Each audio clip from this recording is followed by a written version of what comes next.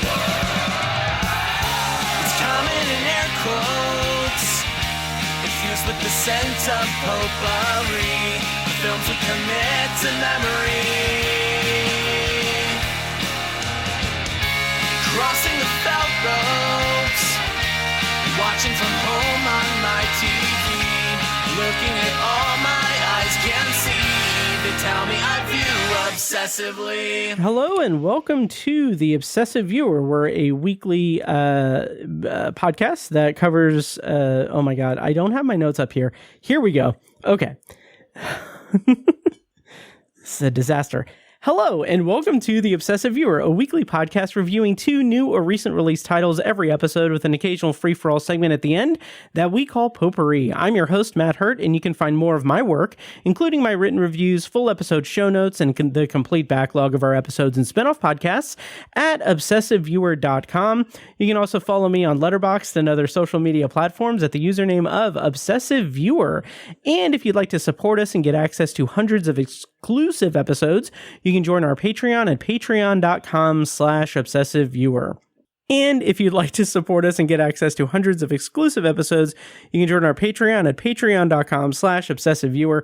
Recently on Patreon, I have resumed my long walk along walk, which is my project where I am listening to the audiobook of Stephen King's The Long Walk, a few chapters at a time while walking trails around Indianapolis, and then recording my thoughts while also walking trails in Indianapolis. So I now have 5 episodes up of that covering 13 chapters, and I have 2 more episodes to go covering the remaining 6 chapters, I think.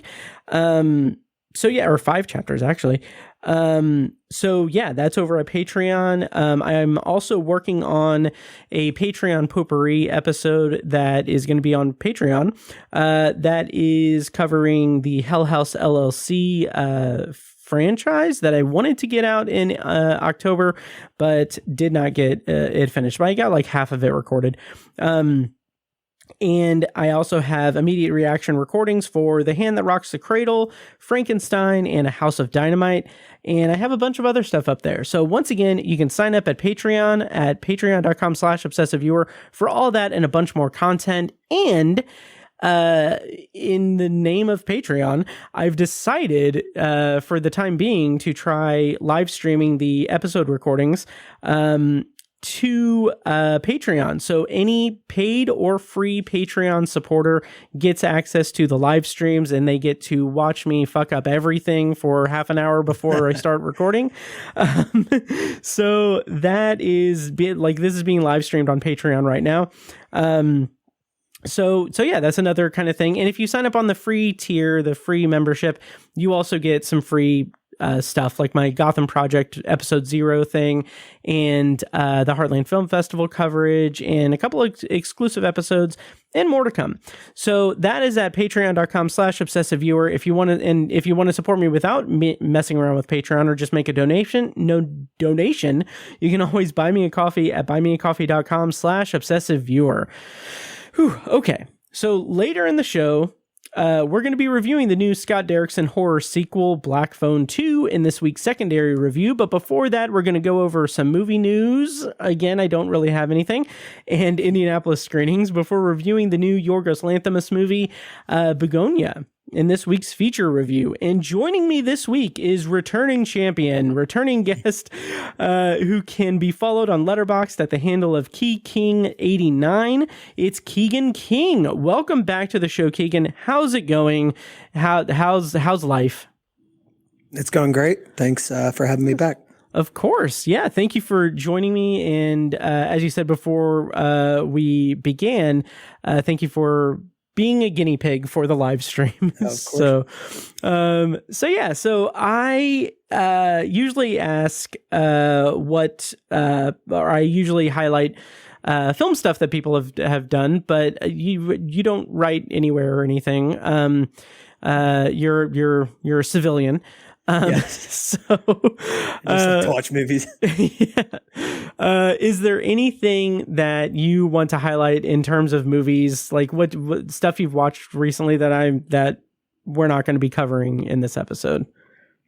I don't think so. I don't. Okay. Just whatever I've most recently seen, I usually just review on Letterboxd. So nice. How are you liking Letterboxd so far? Because I know that you are a recent convert. I just got it because of you. Yes. And it's great. It's just way easier to track stuff than having a spreadsheet in Google Sheets. So. Oh, absolutely.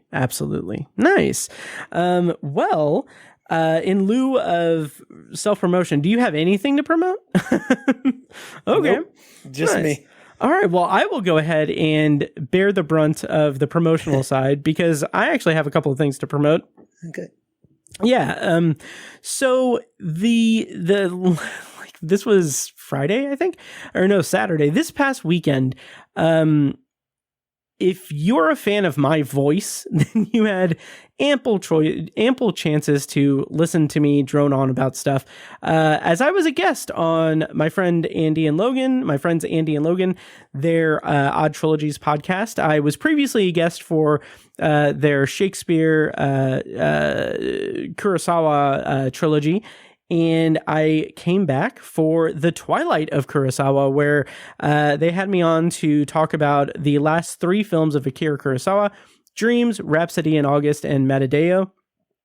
I had such a blast over there talking about Kurosawa with them. It's great. So go check it out. Go subscribe to Odd Trilogies. I'll put a link in the show notes and everything. My episode is episode 112, but you should also listen to the 111 episodes before that as well. Not in chronological order. Just listen to mine first and then go back.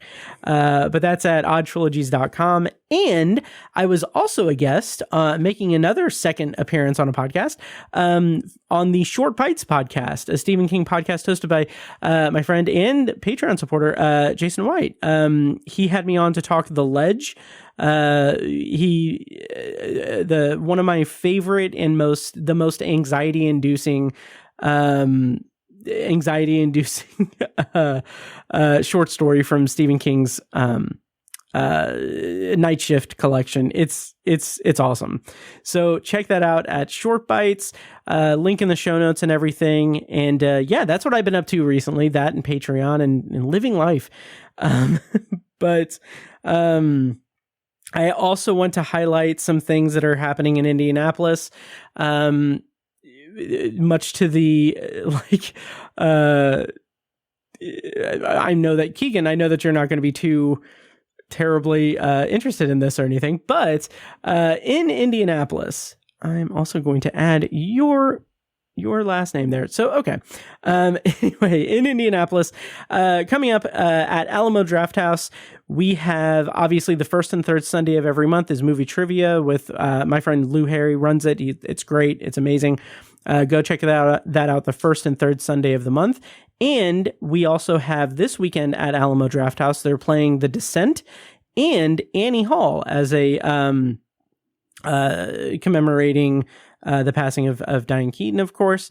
And that's what's playing at Alamo. Over at the Can, as I said last week, they are screening, they're hosting, they're the venue for the 25th annual Indianapolis LGBT Fest that runs November 7th through the 9th and then plays on 11th and the 13th. Go check that out, cancanindy.com for more information. Also at Can, they are doing once again, their Noir-vember series, where they're having famous classic noir films playing that are introduced by local film buff person, film aficionado, cinephile, Julia Risi. So that is at Can throughout November. Link in the show notes. And finally, at Keystone Art, next Tuesday, November 11th, they're showing Weird Science for the Retro Replay series. So that's what's going on in Indy. Keegan, any thoughts on that? That's great. I will say, just as an aside, I did spend my early years, like 3 to 5, in Indianapolis. That's where I lived. Oh, really? I did not know that about you. For just a really short time, yeah. Okay, interesting. Before I came to Pittsburgh, yeah. Nice. Okay. So you're an Indianapolis native. Okay, yeah. Once upon a time. Yeah.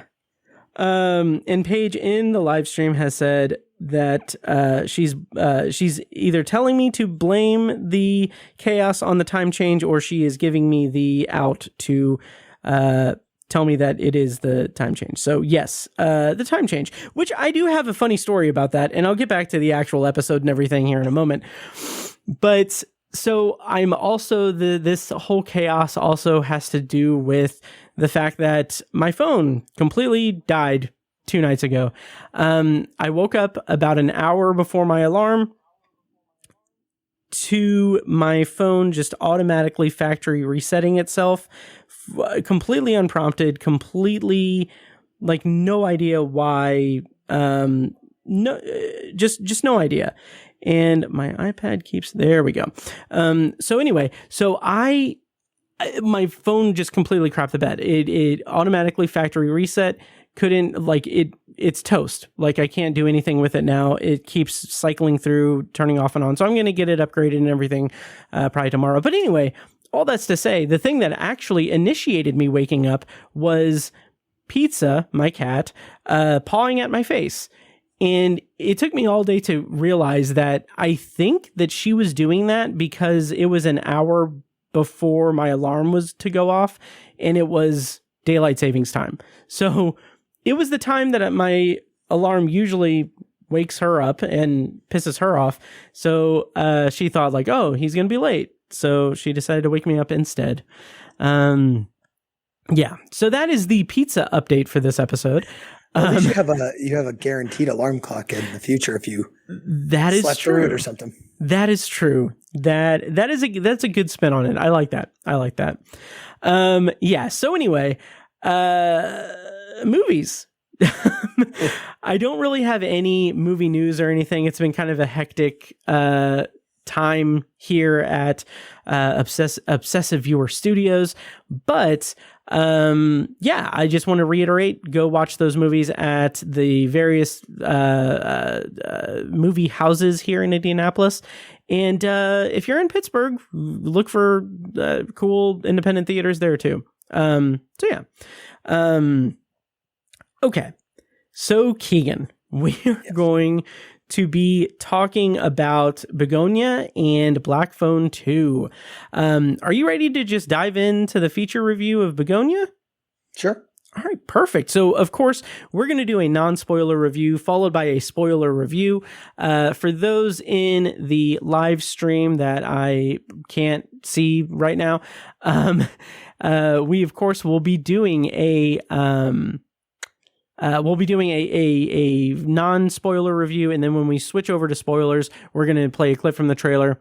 And if you're listening after the fact or watching after the fact, I will put timestamps in the show notes and description of the video to help you navigate around those spoiler sections and everything. So having said all of that, let's go in to our feature review of the evening for Yorgos Lanthimos' Bugonia. So this movie is in theaters right now. It was released in theaters, I believe, IMDb says October 31st, but I think it was a little bit earlier than that. I think it was the week before. But the premise, according to IMDb, is 2 conspiracy-obsessed young men kidnap the high-powered CEO of a major company, convinced that she is an alien intent on destroying planet Earth. Director for this movie was, of course, Yorgos Lanthimos, and he also wrote the script based on the original screenplay for the original film, Save the Green Planet, I believe, from 2003, which was written by Zhang Jun Wan.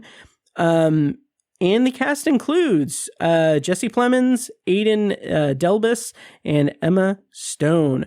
So, Keegan, before we get into the nitty-gritty of the of Bugonia, how do you feel about Yorgos Lanthimos as a filmmaker, and what's your kind of history with his movies, and what were your expectations and anticipation level for Bugonia?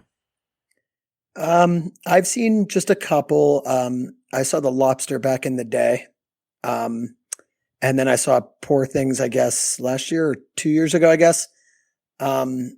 So I was excited to see this. I guess in a weird way, you sort of know what you're going to get in a weird way that, I mean, the movies are so absurdist, but you sort of know what you're going to get in like a Yorgos movie, I guess, by this point of like, you can sort of see where it's going to go in a like a sad or weird or bad way. Mm-hmm. But while the ride to get there, I guess, is the whole fun part. Yeah. You know, it's so interesting you say that, because Yorgos Lanthimos for me has been very much just kind of a weird, like, this is very reductive of him, or toward him, but he's a weird guy. Like, his movies are freaking weird. Clearly. Yeah. And like, it's to the point where I basically, I haven't actively avoided his work, but the movies that I've seen have made me think like, okay, well, you know, he's got an interesting vision. He's got an interesting style. But he's also not really, the kind of filmmaker that I'm going to really follow, you know, completely. Like, I'm not going to be a huge stan for him. And it's interesting because I come to that realization after seeing like Dogtooth before The Favorite, and then The Favorite comes out, and I really liked The Favorite. And then you've got Poor Things, which I really liked Poor Things. And then Kinds of Kindness came out, and I never saw it. So I missed out on that. And in the interim, like, having missed a Yorgos movie, now I got to Bugonia, and I'm like, okay. I mean, I'm back in that, like, okay, he's weird. I don't know if I'll like connect with it. And then I saw it, and we'll talk about it. But that's a weird roundabout way of saying that he's a weird guy. I appreciate his style, but it's also sometimes maybe not really for me, to the point that I didn't see The Lobster, which I think would be a movie that I would really connect with. So I'll have to circle back to that. Yeah, I would say you'd be a very, not to be like derogatory to people, but you'd be a very specific kind of person if you were the kind of person who was like midnight releasing for Yorgos Lanthimos movies. It takes a lot out of you to watch one of these. It really does. It really does. And he's someone that it's really interesting though. Like, it's not just weird, creepy or weird, like, contrarian style or anything. Like, he has some really good points to make and some really good stories to tell, which is also interesting because Bugonia is a remake of the Save the Green Planet from 2003. I think it's a South Korean movie, which I've never seen. And I've talked to our friend Brent about it, who has seen it. And I'm like, when we get to the spoiler section, I'll talk more in depth about it. But I have some very, very big opinions about this movie, about Bugonia. So yeah. So what did you think about it, Keegan? And also, before you get to that, I just want to catch up with the chat, just saying that Paige said good pizza or bad pizza, and Ronald, who I'm not sure if he goes by Ronald or Ron. It's kind of a Robert in Utah kind of situation, because I think Robert in Utah goes by Bob, but I've only ever called him Robert in Utah. So Ronald, in wherever he is, I can't remember, he said cats are good alarm clocks, which I agree with. Anyway, your thoughts on Bugonia, Keegan? Yeah, it like you said, it's so interesting because I guess this being a remake, there was already like a thought there, but like you said, like he sort of has an idea, like even just a kernel of a plan which ends up telling a really big and meaningful, and sometimes like this one very poignant. Sometimes it's just a beautiful story. Mm-hmm. And then it's just like the sort of way the worlds that like are built here are so, they're all just like so absurdist. They're so not real what a real world is. And I kind of love that is like, it's not like a movie where you're going in and you can sort of like relate to some of the points you can relate to, but you can't relate to like the characters or like even the world, especially in like The Lobster. Even like the way people talk to each other isn't even like the way normal people speak. And so I do love that it's just like I guess the title for Save the Green Planet makes more sense as a title. And that's sort of the fundamental crux of it. And then it really spirals a lot from there and turns into a onion there, I guess. Yeah. Yep. Yeah, it's really interesting because when it comes to talking about this movie as a remake, which again, I've not seen Save the Green Planet. And I'm going to probably hopefully this isn't going to be too like encroaching on the spoiler discussion. I'm not going to spoil the movie, but there's this interesting thing that I had in my head after the movie. So I came out of this movie thinking, oh, this is a 4.5 star movie. It's in contention for my top 10, and like that's full stop. Like I really liked it. And we'll talk about it in more detail as we go on with the review. But as I'm kind of reflecting on it, I'm thinking about how Save the Green Planet is a Korean film from 2003. This is a movie in 2025 made by a Greek filmmaker. I don't know where, like, I don't know if he has if he like lives in the US or anything or whatever. But this movie definitely has a lot of themes going for it about conspiracy theories, obviously, and the echo chambers therein, and the, rise of internet echo chambers and people just going batshit insane over the most batshit insane things. Yeah. And the thing that I couldn't help, or the thing that I'm having trouble reconciling with this movie, or the thing that I'm curious about enough to see the original, is that I feel like with Save the Green Planet being in 2003, it also, from what I understand, delves into conspiracy theory and things of that nature, and is more satirical and is more comedic.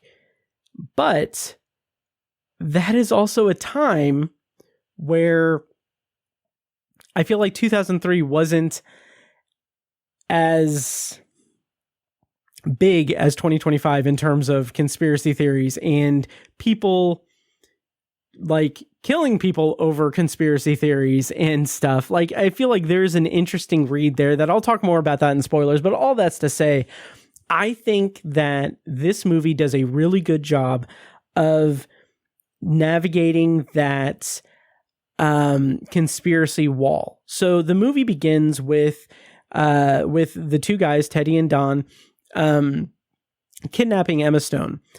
And what I really like about that, the way that the movie, especially that first half of the movie, the way that plays out is so calculating on both sides, really. So we get a lot of buildup of them preparing for the abduction, and they are talking. Like, Donnie is kind of a slow-witted person. He has it's heavily implied through his demeanor and everything. He has some kind of developmental issues. And Teddy is someone who, as the movie kind of progresses, we learn more and more is kind of traumatized by some grief and some issues in his life. And also some stuff in the past that's alluded to that we'll talk about in spoilers. But when you get the combination of those two guys and Emma Stone, after they've abducted her and they're holding her captive, it's so, like, the biggest strength of the movie is that dialogue where she is trying to have a dialogue with them.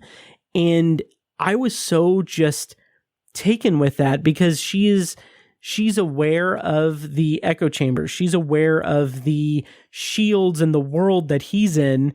And she's trying to kind of push through that to get to him.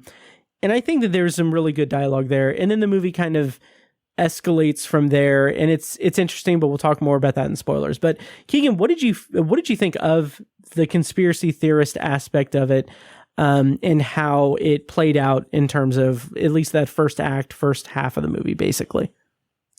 Yeah, I agree with you on like the dialogue part of it too, and I thought it was really interesting that like at some points you almost even the echo chamber conspiracy nut guy, the way that the way the dialogue is, it's written, the writing is just amazing. The way that they talk to each other. I mean, they're using like words and vocabulary that I've never heard of. And it even gets to some points in there that even he's making, like she'll make a very like Barbie comment right at him, and then sometimes he'll deflect it with like equal like vigor back to her. And I think that that's really interesting, and I really liked the balance between her ability to like get under his skin and have him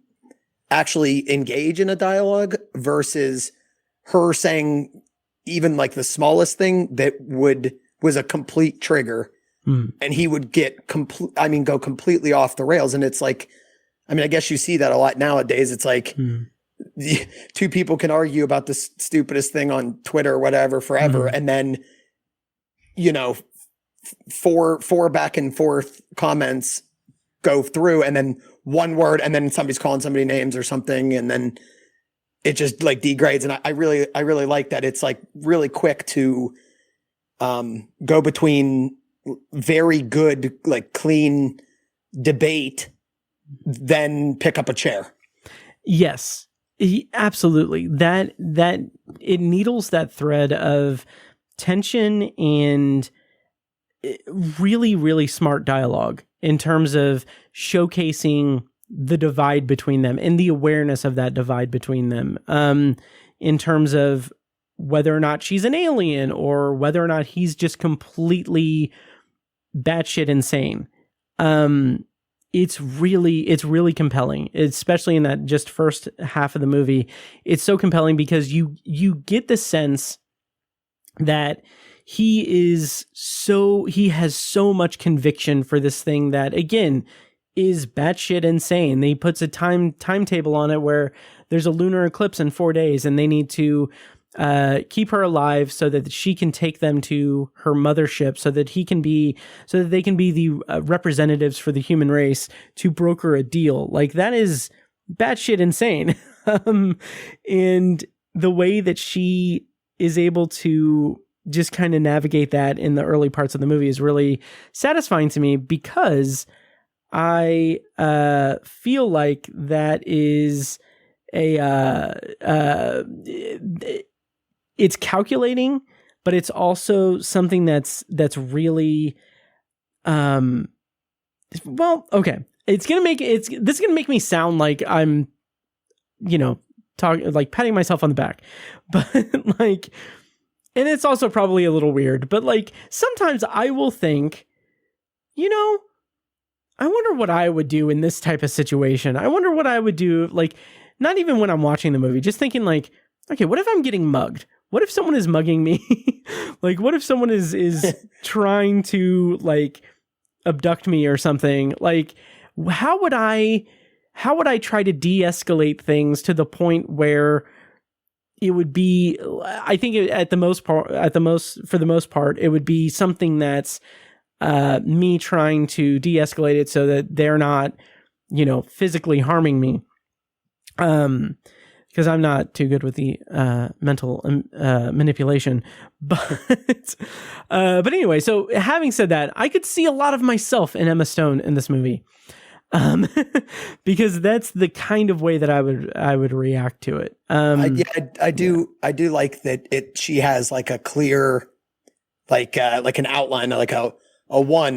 This is how I'm gonna fight this first. Mm-hmm. If not this, then two. Then maybe I'll give in to what he's saying. Then maybe I'll backtrack 3 or 4 times. It's like it's like it's exactly what you said. It's like, if I were to get mugged first, I'm not going to fight back. Okay. Second, talk to him. Third, give him what he wants for, and that's kind of clear in this one.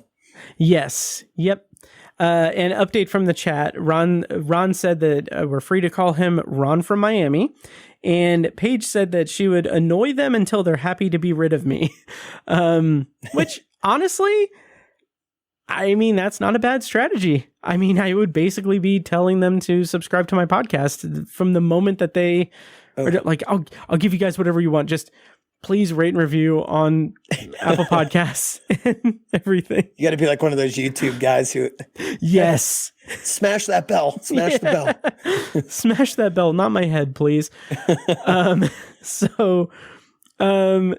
obviously, like with this type of movie, there's a lot more being said than just like, oh, billionaire abducted. Like, this is another in a long line of Eat the Rich movies that have come out over the last decade or so. And I do find that despite it being a remake of a movie that I've not seen, but despite being a remake, it is a unique spin on that compared to the other Eat the Rich movies that we've seen. I believe that I believe that there was like a second writer on this. Yeah, there was. I said Yorgos Lanthimos, but there was another writer on this. I'm so sorry, but it's the writer of The Menu. I did not. That's fun. Yeah, I believe that's the case, but I'm too terrified to look it up because I don't want to lose all of the connection like before. But anyway, yeah, like I can see a lot of that in this, that satirical like black comedy aspect of it. And you are right about it. Nice. Awesome. And what is the writer's name? In case he's watching. His name is Will Tracy. He was editor-in-chief of The Onion, which makes some sense too. Oh, wow. That's awesome. Okay. Interesting. So anyway, Will Tracy adapted the script as well. I think he's the sole like writing credit. I don't know why IMDb lied to me. But anyway, he adapted it in a way, and he wrote this in a way that it is really steering into the differences between the billionaire class and the worker bees of society. And so much so that I found it so interesting how throughout the movie, and this is I'm not going to spoil it or anything, but throughout the movie, you can see how Emma Stone's character is navigating this, but also finding ways to, not intentionally, and in some cases somewhat intentionally, but for the most part unintentionally, kind of showing us why she's not a great person. Like it does this really good job. There's a pull quote. It does this really great job of demonstrating how different the like billionaire class is, and how unfeeling, how basically they are. It's making a statement that there's I don't know what I'm trying to say. It's making a statement that they're as uncaring as people would suspect, or out of touch, and it does such a great job of showing that to us. Does that make any sense? That's a word salad if I've ever done one. Yeah, I was thinking when you were saying that about like a very powerful dinner scene that they have, and it's sort of, while like they can fundamentally agree on like a major point that's actually really like salient. I mean, it's obviously an entire part of the movie, but they can agree on like one major aspect of that. The way that they like dialogue about it is like Jesse Plemons is a lot more like emotional and like comes from his heart and his insane brain, some of those thoughts, while she kind of comes off as just like fact and fact and fact, and this is why we agree on this point, rather than like they do find like commonality in that during that dinner scene, and then it goes off the rails because of like what you said. She's saying things that are like, this is a truth, and this is a truth, and he's like, no, it's not, no, it's not, no, it's not, and her kind of attitude is what sort of spins that scene out of control. Absolutely. It's this very, it's a tightrope that she's navigating and he's navigating. Like, she's still trying to feel out where's the line? Like, like how to navigate this? That comes at a very interesting point in the movie as well, because it's at a point where she's working on him in a way that is trying to get an upper hand. I'll say that much. And it's still a very, very tense moment. Also, they're eating spaghetti and I was really hungry. So like, I was like, yeah, I'm going to make some freaking spaghetti. But anyway. They eat a fair amount of that in that scene too. They do. Kind of going in. Yeah. Oh yeah. This movie is really interesting to me because it is also very much of its time now, because of, the way that some people have conversations on social media to no avail, to nothing.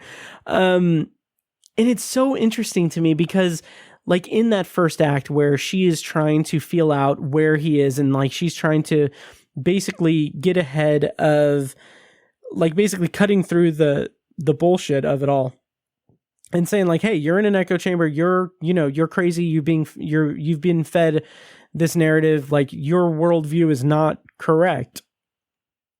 But, you have just, done something, like, now the entire world is going to be looking for you because I'm a very powerful person. Like, I can understand the logic of that, but it also is very much a little bit of hubris there as well. But the point I'm getting at with that is that the way that she talks to him and the way that she tries to cut through that feels very much like how it is to talk to someone who is of like a staunchly opposite viewpoint, politically or socially or humanely, than you, and just knowing that it's a losing battle. Like, there's no way to cut through that. There's no way to, like, showing them empirical evidence of the worldview that they hold being just patently false, wrong, and having their opinion or their position not change at all. It has that just immovable object, fast thing moving toward it. That thing. Unstoppable force hitting a immovable object. That kind of thing. And that's what I'm kind of circling around with spoilers, is that feels like such a 2025 thing. That feels like from like 2020 to 2025, and unfortunately beyond, that feels like a very modern thing for us existing in society today. And I'm very curious to check out the original movie to see how it navigates that. But that was the big thing for me that I really appreciated about this movie, is that it definitely captures that, and it's an interesting and unique way to show to do an eat the rich storyline. That is, it's still pretty on the nose, any type of story like that is going to be on the nose, like Ready or Not or Knives Out. But this is a unique spin on it. This is a unique take on it, by my count, and I enjoyed it. So, yeah, now that you're saying it, I am interested to see, because the 2003 movie, because I do think that the way you said of it being like of the time, I do believe that in like 20 years, if you were to watch this movie, if you were around during this time, this would be, I mean, if you had never seen it or something in 2050, and this is assuming that things were to get better, I mean, slightly better or something. If you were to see this movie without ever having seen it, you could go, it would give you, it would feel really bad if you had not seen it and you were seeing it. It would bring you right to this time. It would immediately, you would be like, man, I remember when somebody would reply 11 times to the same comment without getting any feedback or any replies, and they would put 11 straight screeds up on the same thing. It could bring you right to that, and you could say, "Oh, wow, that was 2025. I remember that." Right. I wonder if the 2003 one would bring you. I don't. Yeah, now I'm interested to see if it would be like if it would bring you back to. It was such a different time, obviously, but I wonder if it would sort of harken back to being like, yeah, I do remember people acting that way around then, you know? Oh, absolutely. And there's also the added thing of it being a Korean movie. Like, I don't know what kind of statements it would make about Korea. Anything in general. I was even thinking, I'm like, the first like conspiracy going on was the whole, in my life when I was 13 or whatever, was the whole jet fuel of it all. But like you said, in like Korea, that's not, I have no idea what like the climate was there, what kind of stuff was going on in 2003. So that might be a very good follow up. But maybe I won't watch another movie in between Bugonia and that one and see what happens to my brain. Nice. Yeah. Let's also talk performances. So how did you feel about the performances overall? I know we've talked about Emma Stone's dialogue and everything. How did you feel about her performing in the movie? And have you seen the Onion thing that shows Yorgos Lanthimos, and like the caption is Yorgos Lanthimos feels like he's one more Emma Stone movie away from getting to hang out with her outside of work. I did see the one that was like it was I think it was the Onion too, and it was like a bunch of directors lined up, and it's like they're finally able to work with Emma Stone again, lining up to work with her again. I love it. But yeah, how did you feel about her performance and Jesse Plemons and Aiden? I can't remember his name, and I don't have it up here. Sorry. Yeah, Aiden Delbus. There we go. They were. Obviously, especially Emma and Jesse Plemons were amazing. I mean, really, it's a for I don't know, 85 to 90% of the movie, it's a two actor kind of dance, and they're just that. Jesse Plemons is so good as he is, really in everything, but as that kind of nut job lunatic, and the way he just his ability to switch between like angry and sad and confused and happy and like ecstatic and bipolar-ish is just amazing. Emma Stone plays just like this ruthless CEO to perfection. This is a very far comparison, but when I was watching it, I don't know if you ever saw the movie Hard Candy. With like Elliot Page and Patrick Wilson. Yeah. It reminded me of that in like some kind of ways, in that Elliot Page is like taken sort of in not abducted, but in a way he is there. But it's really that like a two-way dance in that movie too, where there's really like no one else, and they have to, so like you were saying, there's just like a very tight rope that all the actors in both my comparisons have to walk to make it believable. And it's like this, I mean, it really is like a tension rope. It's like if anybody steps over to the other side in any way, it causes complete chaos, because they're both they're both balanced on it so perfectly. I mean, just throughout. So, I mean, they both were amazing. Totally agree. And that is such an interesting comparison too, because Hard Candy also benefits from the characters in that movie withholding certain pieces of information.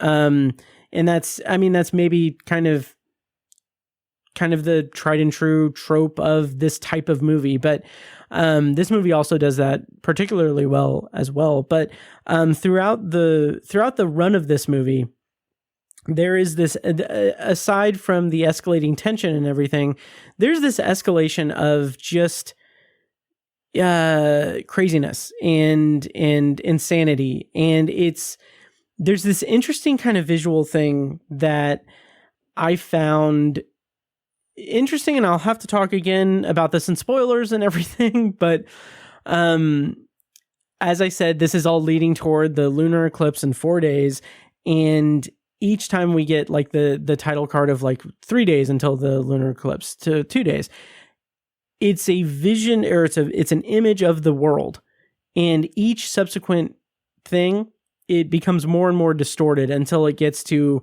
its final form. And I feel like that's interesting. I'm kind of just saying that in non-spoilers specifically to make sure that we talk about the significance of that in relation to the ending of the movie. But I do think it's an interesting kind of benchmark, or an interesting kind of just like visual cue to show the ever escalating craziness that's happening. And when we get to, you know, there are violent moments in this movie, it's kind of brutal. It's kind of just, it's big. And I find that to be really interesting, because we had those like earmarks throughout the movie of like, okay, this is getting more and more insane. Yeah, I don't know if I really had anything to follow up on that. What are your thoughts on that, as Pizza is trying to get my sweatshirt? Yeah, no, I agree. Yeah, it's like, it really like ratchets up. Like the movie's like 2 hours on the nose, and you don't really realize like where the time is going. But I don't know how many minutes passed when you get to like maybe like the final day, or like the middle of the second day to the end. It could have been 22 minutes for all I know, and it could have been an hour. The way that like the stakes like ratchet up there at the end, like just a lot goes on in a really short period. Like you said, it's like it's insane to start, yes, and then it starts getting like the dialogue sort of goes away and starts bleeding into brutality, and then starts really going from there to like a whole nother level. So yeah, that's a very valid point for like bringing up in spoilers for like what is kind of going on during each day, like starting at plain dialogue and then going to what ends up happening there at the end. Yeah, absolutely. So we'll earmark that for spoilers. Sure. But before we get to that, because I feel like there's a lot of dancing around that we have to do beforehand. But when we think about like the backstory of the characters, and in particular the backstory of Teddy, Jesse Plemons' character, there are two significant things.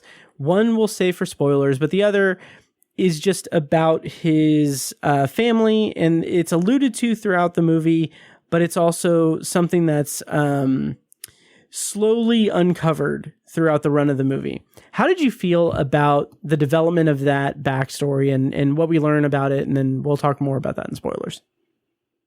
Yeah, I thought that was handled really like nicely. You kind of like understand pretty quickly, and they do kind of do at least two, I guess, like clean flashbacks, which give you, I mean, the way that they kind of place them,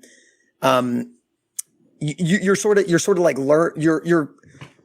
you're gaining some clues. You get a little bit of the info about like the family, dynamic and problems and stuff there, but it's handled really like deftly. It's not out and out until it kind of is. And then you'll kind of get like a flashback that is like, here's what's sort of happening.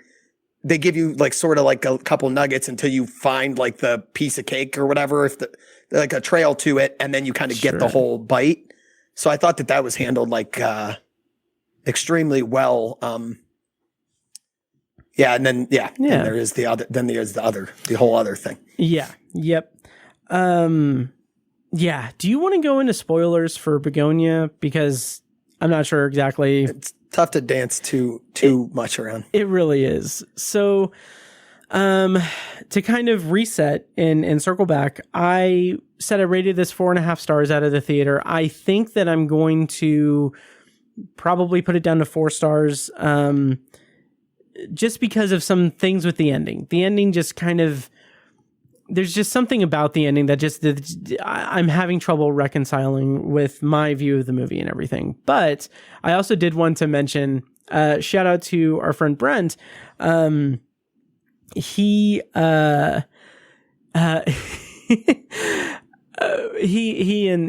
like a private chat had said, when talking about Jesse Plemons, he just said like, what kind of Andromedon are you?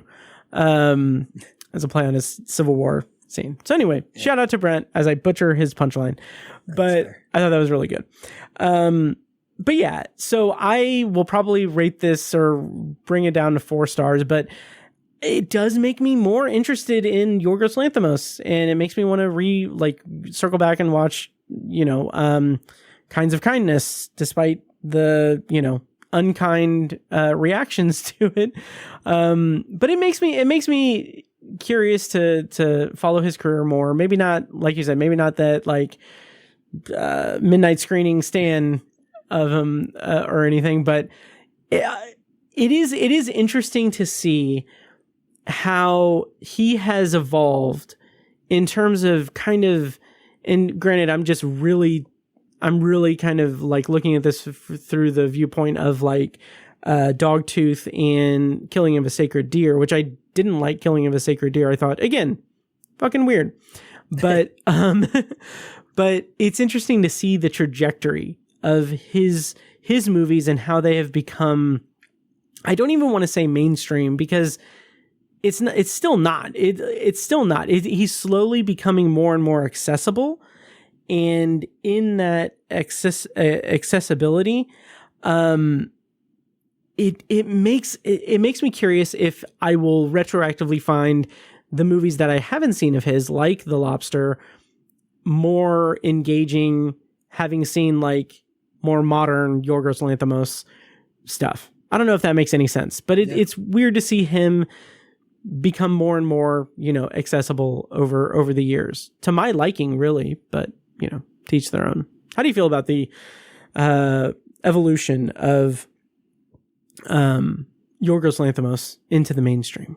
I agree with you. Like that, same thing. Like I haven't seen many in the older ones and stuff, and it does kind of make me want to like see if I know it was like some of those are like borderline like experimental and like so absurd that it's like, it would be interesting to have watched a lot of these newer ones and then go way back and be like, oh, I see how he could have gotten from there to here. Mm-hmm.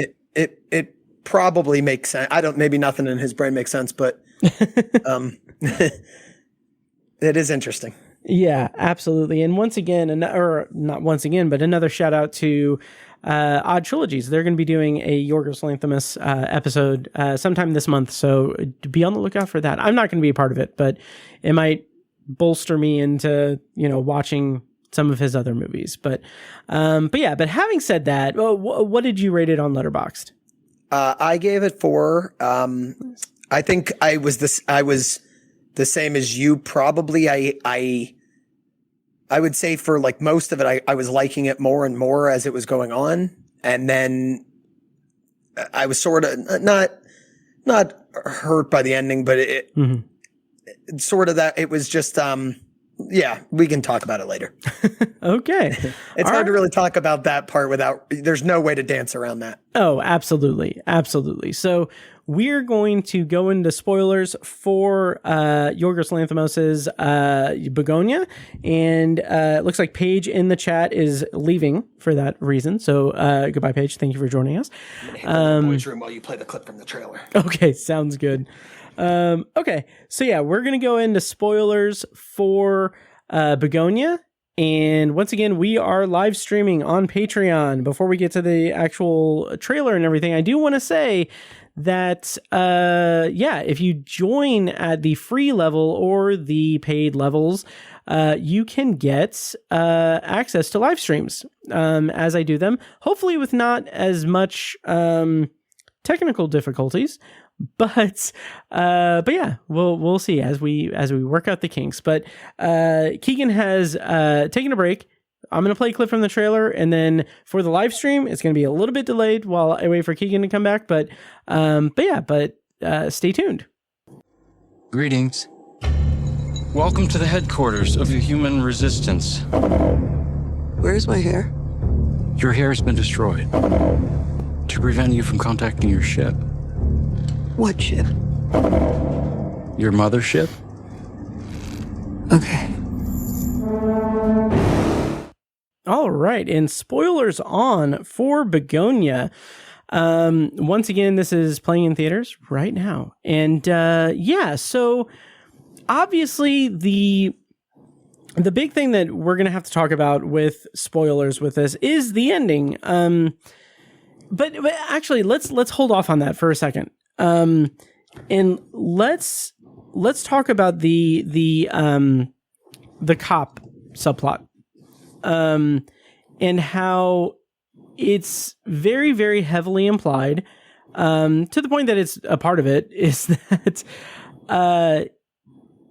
he likely, sexually molested Teddy when he was a babysitter 20 years ago. That whole subplot, that whole thing felt very undercooked in a way that really kind of just, it didn't really sit that well with me, but it also was something that I feel like the thing that it was going for was subtlety, and it was going for this kind of like, I don't know if I would say respectful, but like this subtle sort of thing, not exploitative or anything, which I think it does achieve that in a pretty decent way, but it also feels like there's not enough context there. And when it's also competing with the backstory of the family and like his mother being an addict who does this clinical trial for with Emma Stone's company and ending up being, in a coma. Like, I think there's a thing that happens in this movie that basically is trying to keep that pretty contained, but it also doesn't really mesh well with me. So I don't know. How did you feel about that? Those two kind of competing subplots, or those competing backstories for the movie. Yeah, I actually couldn't agree more there. I think that was another reason why I didn't rate it 4.5. It was like almost like frustratingly present in like parts where the tension was like completely elsewhere, to the point that like Teddy is actually just like brushing it off really quickly, like during the movie. He's like, yeah, no, it's fine, man. Totally. It's fine. Mm-hmm. And I get that there is supposed to be some tension because he's a cop. Emma Stone's in the basement. I understand that part of it, but the like fundamentals of him admitting more or less that he did this to him, and then him just like brushing it off with really no, there would have been really no change if he did or didn't admit that. Mm-hmm. The only part that I even had like a light, like ability to tie it to anything was sort of his like insistence early on that they get chemically castrated. Oh yeah.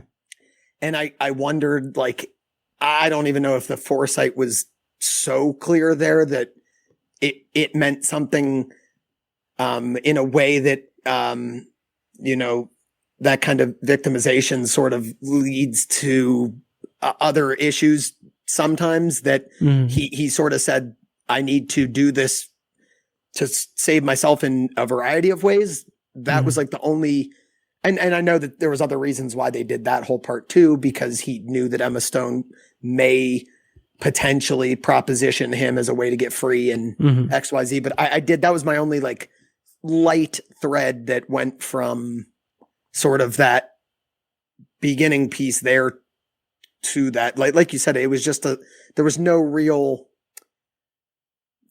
no real like fleshing out of that storyline.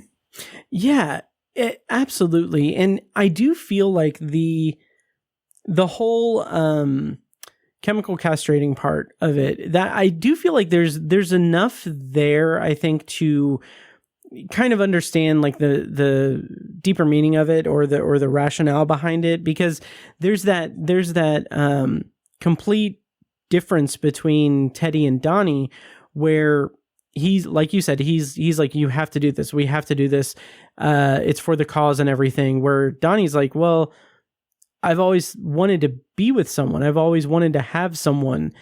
And like the kind of quiet tragedy of that, the sadness of that, is that he's being brought along on this completely insane, life ruining, and in both of their cases, life ending thing. And he doesn't know enough to know better. And there's a tragedy in that, but also the fact that the chemical castration part, the part of just devoting it to that, I think is an extension of Teddy figuring out his trauma, figuring out responding to the traumatic element of having some kind of very horrifying encounter with an authority figure in his life.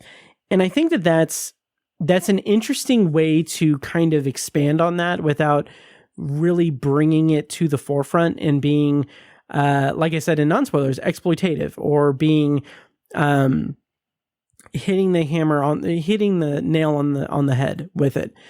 And so I do respect that, and I do like that. And I also do like the way that I think it's Christopher is his name, the way that he is like bringing it up. He brings it up a couple of times in the movie, and it's this guarded, not even necessarily guarded way, but it's in this way that's like he's trying to comfort Teddy in a way that, like, saying like, you know, I've been thinking about you, not in any weird way or anything. And then like when he is at the house and he's like, you know, I want you to know I never did that to any other kids. Like, I've never done that to anyone else. I'm sorry and everything. And I do respect and like the way that the movie does have Teddy not respond to him, because I feel like that's enough of a response to not respond to him, to the point that when he does respond to him, namely with a shovel, I'm like, fucking good. Okay. Yeah, fair. Yeah.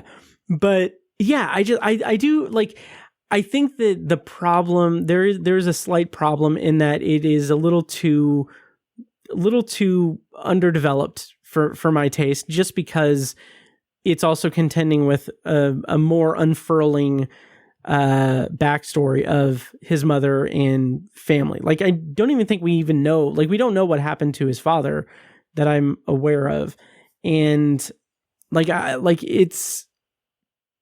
don't know what the rest of the story is with that. And I feel like that's maybe an issue with having to tell multiple subtle backstory things and not having enough time. Yeah. And yeah, it's just, like you said, there's enough other like story. There's so much going on. There's enough going on.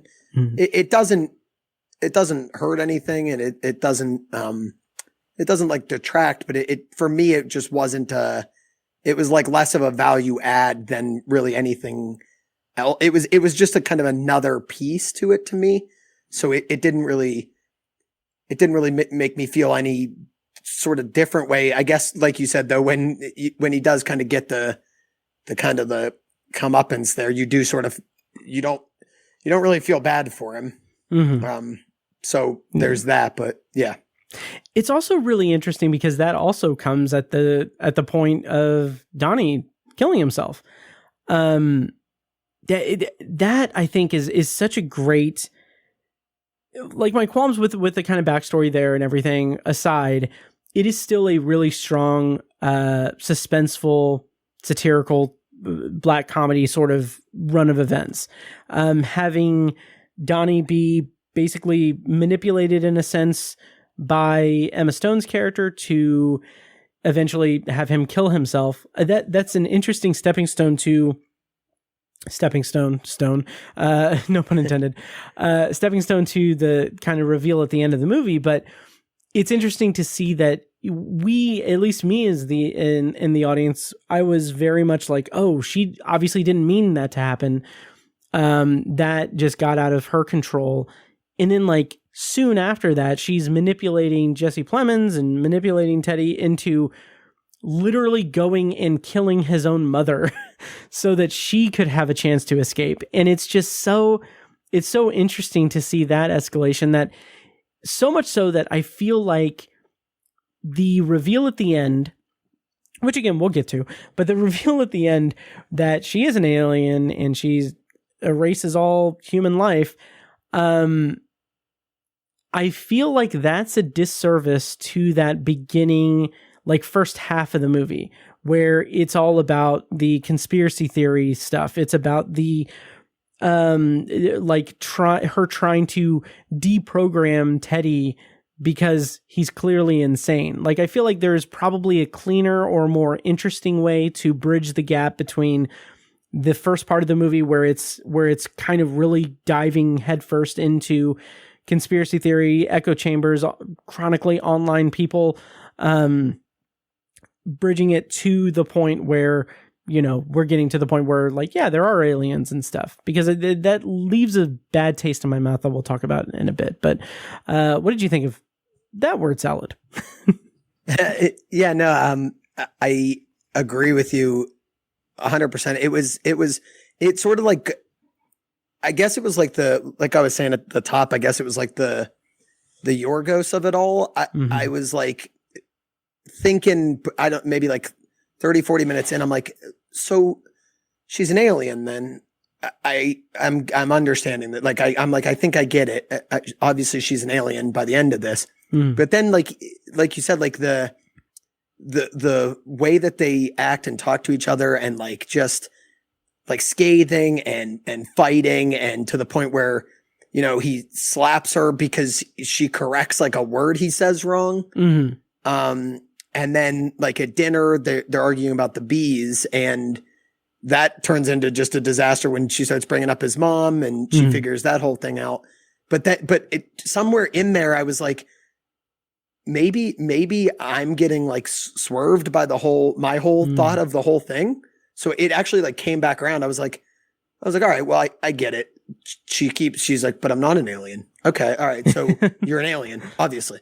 And then as it like kept going through and he's like torturing her, we can talk about that too. That was a hard scene to watch, but, yes, but like, as that goes on, and like the more like, I guess the way that it's built, the more like humanized she is, the more I was like, oh, maybe this is really just going to be like a really like sad, sort of way to show like, you know, that he was wrong. He was like a little insane about it. And then when she starts sort of discovering all the other, people, Emma Stone sort of finds that he had sort of dissected a lot of other potential Andromedons or whatever. Mm-hmm. Then it sort of got to me. I'm like, all right, so this is kind of just a sad kind of like fable or story, whatever that kind of story is that ends in just like a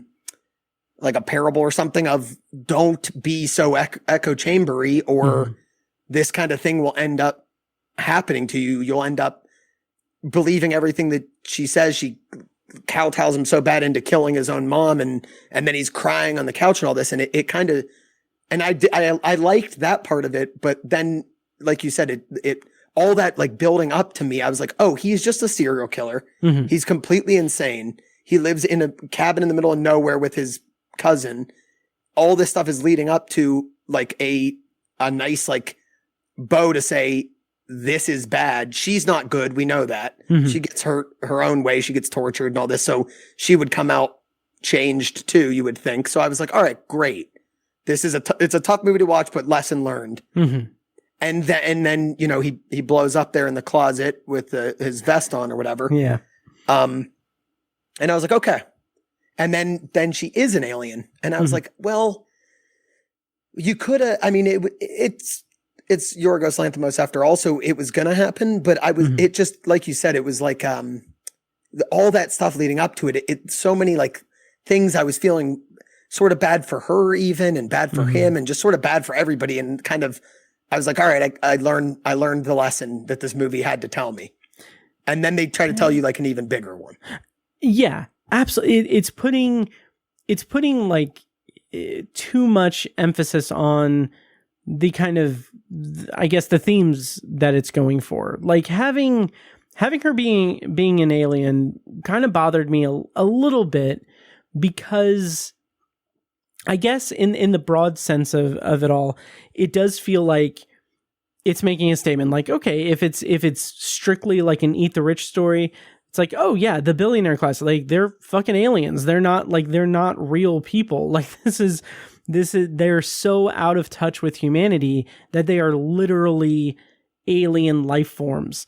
And the point that it's making with her, like basically like telling her council of subjects on the ship that like, yeah, they had their chance. Let's, you know, scrap it. That's kind of saying like, oh yeah, okay, if we're following this, that the billionaire class or what have you is like an alien life force on the planet. They're also in charge because of that disparity in wealth and everything, with having like untold amounts of money that is stagger. Like just the thought of it, like just a small tangent, like the thought of like being a billionaire is so fucking weird.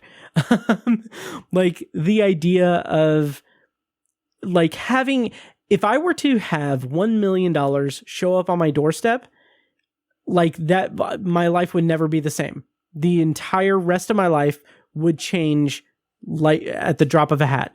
Like every single facet of my life would completely change in that moment. And the thought that there are people who are worth millions of that amount of money is, yeah, I think about it too the same way. It's insane. Like, if that's 1,000 million. So for 3 years, every day for 3 years, somebody came and gave you a check for $1 million is like mind numbing. The first year alone, you can't, I mean, you have more money than you'd need for your 7th great grandchild. Mm-hmm. To the point that you can't, I don't think I could spend $365 million very easily. No. I would be very happy with $1 million. So it's like, like you said, like $1 billion. Yeah. It's like, that's weird. That's a weird number of dollars. It is. Of course, if I had like 350 million, obviously I would tear down a historic section of a place that I'm in and then build a ballroom like Hitler. But, that's just me. I don't know. Mm-hmm. But anyway, but having that be the statement of her being an alien and being so far removed from humanity, that's an interesting play. That's an interesting thing. But I also feel like from what I understand, that is similar to what happens in Save the Green Planet. which is also kind of frustrating to me, because if that's the case, if it is very similar to that, what's the point of remaking it? And that goes into me talking about how that was a movie from 2003. This is a movie from 2025. Having it be the same thing, having it be the same kind of ending where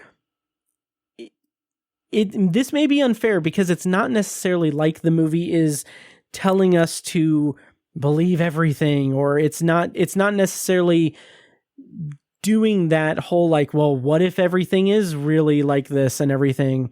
But it opens the door for that. It leaves the door open for that, to the point that I'm frustrated with that ending, because while it does give humanity its comeuppance because of it, it also is something that is reckless in a sense.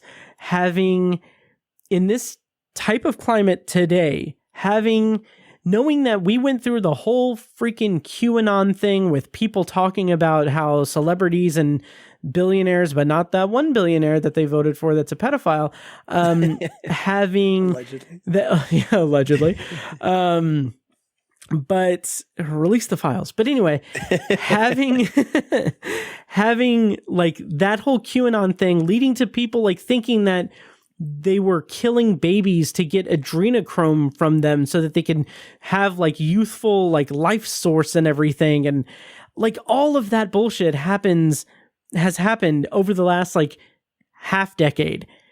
And to have this movie kind of start out by telling us that, oh, this is what it's like to talk to a completely insane person who is supporting a pedophile online. Like, this is it's insane to try to have a conversation with people that are so far removed from reality, because they're living in their own reality that is molded for them by their algorithms and by social media, which is also could be the case with me, could be the case with all of us. That is what is dividing us, is the algorithms and everything. But for this movie to be like, well, what if that's real though? Like, that just feels really tone deaf to like the time that it's being made in, especially when it kind of is purporting itself to be that kind of eat the rich movie that is inviting those kinds of social commentary and those conversations within the text. So I don't know. That's a very valid point. I didn't think about like the quote unquote like danger of it all. Is like, you are right. That is like, it's like somebody who is on that kind of side could be like, they could watch that entire movie if that were, a real allegory for something, that there were really aliens or whatever. And somebody could really, in theory, watch that movie and forget about the whole rest of the point of it. And not even worry about an hour and 50 and be like, you know what? This guy was fucking right though. Right. He was fucking right the whole time. You see? I don't care about her. I don't care about anything. Aliens were real. It's like, that isn't really the takeaway. Exactly. Of the thing, is not that he was right. Yeah. So, but you could like, those kind of people who are like affected by one piece of the algorithm that comes in, it's like a lot of people, I don't want to put everybody into a bucket, but there are a lot of people that are like, I read that she was an alien. And it's like, all right, well, there's an hour and 57 minutes of lead up to the alien thing, right? No. He was right. She was an alien. Okay. So yeah, you're very right about that. Yeah. And obviously we're talking about this with the idea that, that people don't have, media literacy, which is something I've not found. I think everyone is completely media literate and is able to take on the messaging and everything of this movie. I don't think there's any chance of it being misinterpreted. I say that with a single tear rolling down my cheek.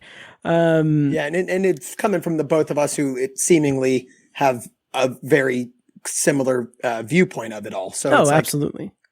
I mean, it's easy to see from like this side that, it is it is kind of, the more I'm thinking about the movie, it is kind of a very interesting snapshot of this time, because if we were talking to somebody who, wanted to keep the files buried, somebody like that, then they would have taken a very different message from this movie, probably. Yeah, absolutely. It's something that we should definitely consider when thinking about this movie. There was a point I was going to make, or a stupid joke I was going to make, but it's already left my mind. I can't remember. But as I alluded to in the non-spoiler, we have those like interstitial sort of title cards of like 2 days until the eclipse, so 1 day, whatever. And as it's going through, we're seeing the vision of the globe. And it is a globe, everyone. The planet slowly just becoming a flat Earth. And I think on one hand, being the idiot that I am, I like that that's a very like direct kind of showcase of like, okay, the movie is veering into more and more insane stuff until we reach the apex of it where, okay, we see the flat Earth. Now it's switching over into just completely insane, just conspiracy theory thing. This is the reality that these people live in. This is a flat Earth, and we're going to see Emma Stone speaking gibberish in space and then destroying all of humanity because we messed up. And I like it as a visual cue. I like it as a visual marker of the kind of descent into more and more insane stuff. But I also kind of feel like it's maybe not needed because it was just kind of generally going that way anyway. Right. So what did you think of that aspect of it? And then we can kind of talk about the erasure of the human race at the end. No, yeah, I agree with you. It's everything is kind of ramping up already at that point. Like I was saying before, like however many minutes that last sequence is between sort of him killing him, his cousin killing himself, and then the cop getting beat down with the shovel. And while all these things are happening, he's running inside. Immediately, he's out riding his bike to quote unquote save his mother. Then he's back. Then she's tearing him down, and then they're into the.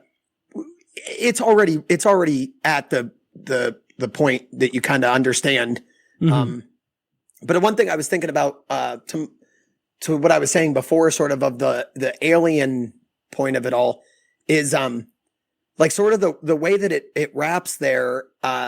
It's still even like I like I said, I knew some part of me knew 30 minutes in that she was an alien, but even at the end there, she's like fiddle fucking around with the calculator. Yeah.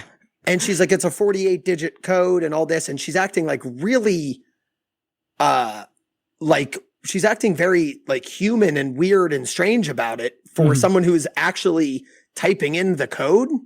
And then to find out that he like blows up because there was a static charge on his homemade bomb vest or whatever. Even still, I was like, so really in the grand scheme of it, which is a really weird thing to think about, is like, she was sending him up there. So he was gone. Like she didn't know he was going to blow up. So he was going to go up to the aliens. And that like had a weird point to me. Like when it ended, I thought, I'm like, he was about a second away from going there. So then where does that leave us? That's really interesting because I kind of read that as like, I read it as an interesting thing when she's inputting the numbers and everything. At that point, I still wasn't sure if she was an alien or not for real. But I kept thinking like, again, I was like, I see myself in her because like I would do some shit like that. Like if I was dealing with someone crazy like that, I would try to do the most to sell the fiction that I was trying to sell. Like, I would go into those extra details. Which if you've listened to the podcast, I like going into tangents and extra details that are unnecessary.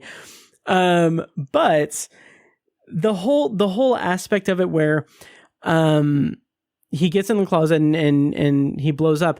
My read of that, my interpretation of that is that when the police or whoever say like, oh, we think that it was just a static charge or whatever, or the friction from his body is what set it off. I feel like that's the human rationalization of it. And I feel like what she was actually doing was to do that. She was programming it to kill him. Up. Okay. Yeah, that's my read of it. I couldn't tell necessarily if it was like, you could tell that she was like waffling, like you were saying, she's like waffling for time while somebody's coming. But like, to me, I couldn't understand, like, is she just waffling to the point that like the cops are going to come and then like bust the door down and like take him away in handcuffs? Did she mean to kill him, or like, was she out of time? Like she was waffling to the point that he's in the closet. So to me, I was thinking like she basically figured somebody would come through the barricade or something while he was in the closet. Like in my head, I was thinking, okay, she's still not an alien. The police are going to come in. That's the end of this. So I was like, at that point, I was like, maybe when you realize that she's an alien, I was like, maybe she really did run out of time. And she was like, there's no more time for me to do this. It wouldn't have mattered probably in the grand scheme anyway. I don't know. The aliens could have killed him or probed him or whatever they wanted to do anyway if he went there. But to me, I was thinking like, maybe she did just run out of time and she was just going to send him up there, and then they're not going to send him back, you know? So it's like, there is a lot going on there at the end for everybody. Quite a eventful, like, last until the gibberish alien part. There is a lot of stuff going on there in the last like 20 something minutes. Yeah, and it's interesting because there's a read of this movie that I've seen that is kind of positing that she maybe suffered a concussion. And like the end of the movie is her experiencing that concussion and like having maybe not necessarily a fever dream of doing this, but like the point of her escaping from the ambulance, running to her office, going into the closet and being beamed up until all of that.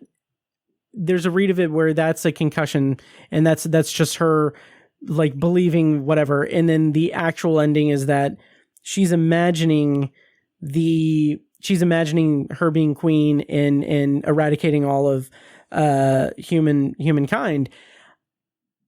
And I like that read of it. I don't think that that's the actual, I think the movie offers a literal end that is to be taken literally, but I do think it's an interesting enough sort of, it's a pretty interesting read of it to have it be about to be this ambiguous thing, that it is open to being slightly more ambiguous than a more literal ending invites it to seem like, if that makes sense. But I think that's an interesting read of it, and I do wish that there was a little bit more ambiguity to it with that, because I think that if you subscribe to that interpretation of it, I think that there's an interest. I don't even know if I would say interesting thing. The rationalization of that would be that her experience, having gone through this experience and escaping, has left her imagining being the actual queen alien person and wanting to destroy all of humanity. But if she's just suffering a concussion, this is just a showcase of like how she has changed. Like, she didn't care about people before because she's a billionaire that's out of touch with humanity and has all of these sound bites to justify how her and her company have wreaked havoc on human people and the bee population and everything. She's gone from that to just outright wanting to destroy humanity because she's angry. I think there's an interesting read of that on that level, but I wish the movie would have left us up more for ambiguity and interpretation that way, because I do think it is more, the ending is meant to be taken more literally than that. So what do you think of that theory? Yeah, she does take a head to the head. So that would be valid. Yeah, I do. I could see that as like, if she is kind of that kind of person, she is like a ruthless, sort of billionaire woman that maybe that is. And she even says at some point, I think when she's like choking him out, she kind of, makes like she like says the quiet part out loud once in the movie. when she says something like, you're a loser and I'm a winner, when she's like choking him out. And that's like really the first time that she like really, you can tell that she has like a lot of disdain for the guy, obviously, but like, that's where you really feel like, oh, okay. She just obviously thinks she's better than everyone. And that could lend credence to like, oh, I'm having a fever dream that I'm literally more powerful than everyone, which some people have current fever dreams like that run our country and stuff. So, right. That is possible. I do wonder, I was just thinking while you were talking, I do wonder if like an interesting ending that would have really been, more just, up for interpretation would have been if she sort of got into the closet and, you know, we saw the beam of light or whatever, and then the movie ended. Yeah.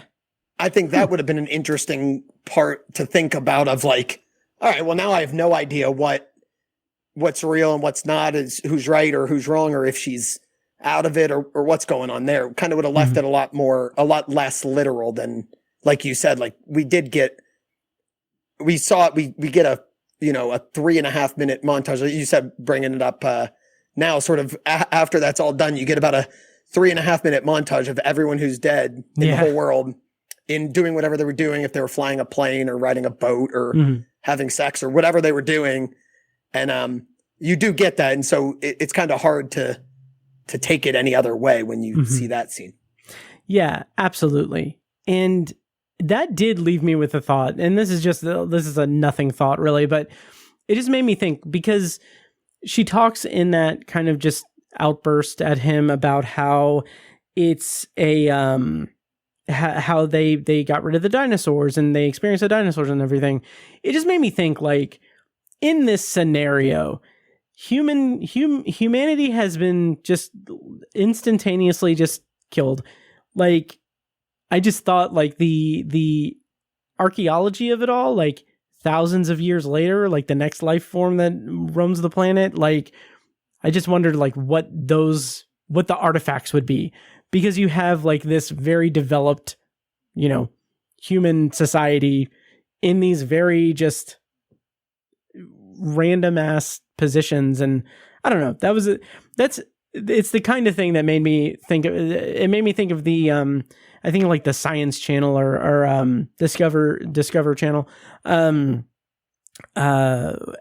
was that called? Like, humans left the earth or whatever, like if after humans or something, where it's like the whole thing is like, what would happen to the infrastructures of the world if humanity just was gone?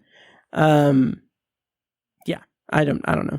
That is interesting. Thing.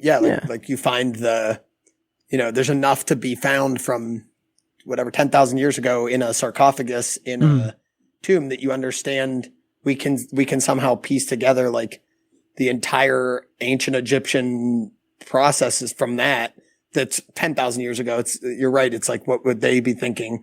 Yeah. I did have one question for you. One thing that I was wondering, is like the whole, symbolism of it all with the second flashback when he's sort of, he's sort of remembering the thought, when she kind of, everything sort of comes together there, when she's basically telling him that we did an experiment on your mother that failed and we'll take care of paying for it all. And I didn't realize that she was still alive really until me neither that point. But it was interesting that, she's taking care of it, but he has her like floating up on like a tether. Yes. And I was kind of curious about like what you took that I didn't quite find like a clear symbolism for that. I'm really glad you brought that up, because I'm going to put on my obnoxious cinephile hat and say two things. One is that I felt that visually it was very reminiscent of Fellini's 8.5. Have you seen that? Okay, so we covered it on the podcast like years ago when we did the Ebert's Great Movies reviews, but I remember there being like it's a very beautiful, stunning movie where it's all kind of dreamlike. And in that movie, there is a shot of him, like the main guy being like on the top, I think it's like the top of a ladder that goes to nowhere, and it's shot from like the same kind of perspective that Lanthimos used for that scene, but from that angle where it's like kind of up and you're looking down and you're seeing like this great chasm between the person on the ground and the person at the top. And I think that first of all, it was definitely a or wait, was it? No, it wasn't. I almost said 8mm. No, it was 8.5. 8mm is a very different movie. But with that in this movie, I think that it is very much I think it's very much a visual reference to 8.5 as kind of an homage. But I think on the more subtext level, on the actual meaning behind it, I think that it's a very evocative and interesting image to bring forth, because it is showing it's compiling the dialogue of her trying to comfort him, which obviously given the kind of conversations that happen in the movie, like I get the sense that like it didn't happen that way. Like this is a fantasy sequence. Like, and the way it really happened, I would purport to believe, is that this was a statement that she made to all of the people, like all of the people that were affected, but having it be this interpretation of it where she's in front of him and talking specifically to him while he is holding on to his mother, being just tethered to, like, being up in the sky. I think that that's a very powerful image, because it is showing that while she is trying to comfort him in her billionaire way of saying like, yeah, we're going to pay for all the medical treatment and everything, and you know, our bad, he's experiencing this thing where it's like, oh, his mother is in this limbo of not being alive, or not being like she's not being able to die because she's in a coma because of the actions of this company. And I just think that it's a very interesting visual metaphor. That was my read of it and everything. And I'm going to take the obnoxious cinephile hat off and stare longingly at my Seven Samurai poster. No, that's fair. Yeah, I was just curious. I mean, I did think it's a very like powerful thing, because the way that it's shot too, it's like black and white, one, and then two, it's like you said, like a chasm between like her and him, but there's also like a big, like the way it's shot, there is like a feeling of distance between like Emma Stone and Jesse Plemons in that scene as well. Like they're obviously standing like very close to each other, but the way that it's shot, like she's so far up there, and the way that it's like pulled back, it looks like they're standing like very far apart when they're on like the same side of like a fountain. Yep. So it was like